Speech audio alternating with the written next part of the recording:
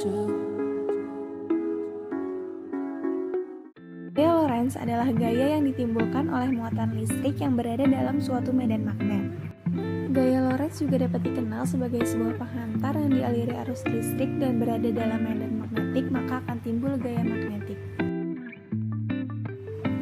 Gaya Lorentz ditemukan oleh Hendrik Antoon Lorentz yang merupakan seorang fisikawan yang berasal dari Belanda.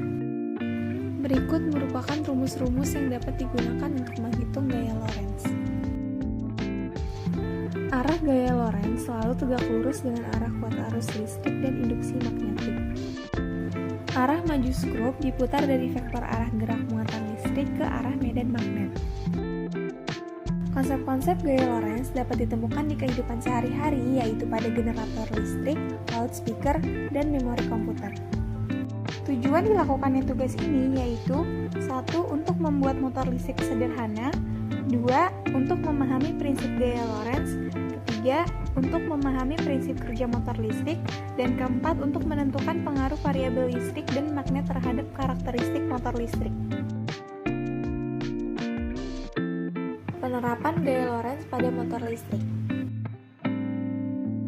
Gaya Lorentz pada motor listrik yang memiliki sebuah kumparan kawat dan magnet tetap.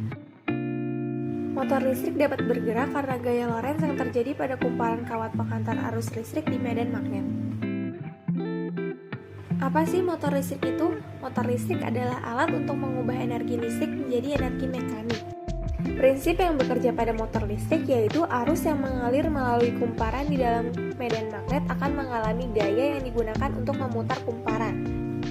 Induksi arus bolak-balik diberikan pada kumparan tetap atau stator yang menimbulkan medan magnet sekaligus menghasilkan arus mengelilinginya dalam kumparan berputar atau rotor yang mengelilinginya.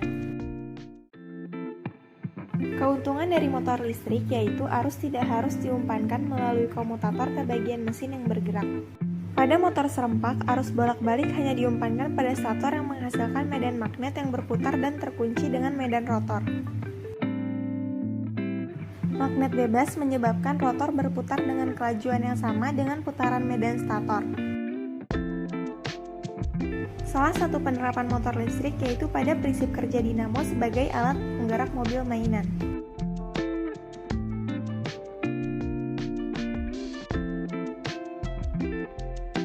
Berikut adalah alat dan bahan yang digunakan. Setelah alat dan bahan disiapkan, hubungkan kabel yang sudah dipotong ke saklar, dinamo, dan baterai. Kemudian, rekatkan menggunakan solasi kabel agar tidak lepas dari perangkat.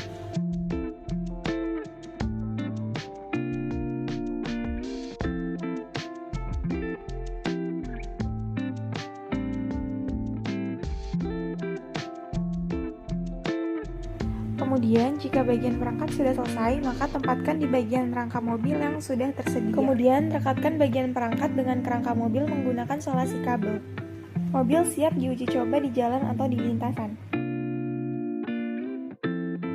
Cara kerja motor listrik. Pada sebuah motor listrik, terdapat dua komponen utama yang berperan penting untuk menghasilkan gaya gerak pada motor listrik, yaitu stator dan rotor.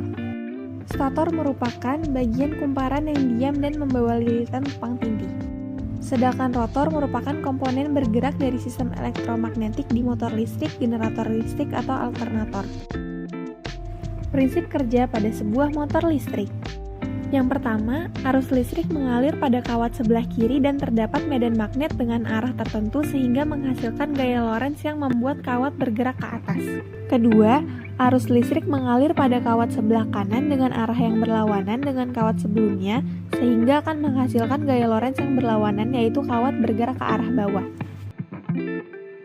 Kelebihan dan kelemahan alat. Kelebihan alat yaitu dinamo bisa digunakan di berbagai alat dengan mudah dan hemat baterai.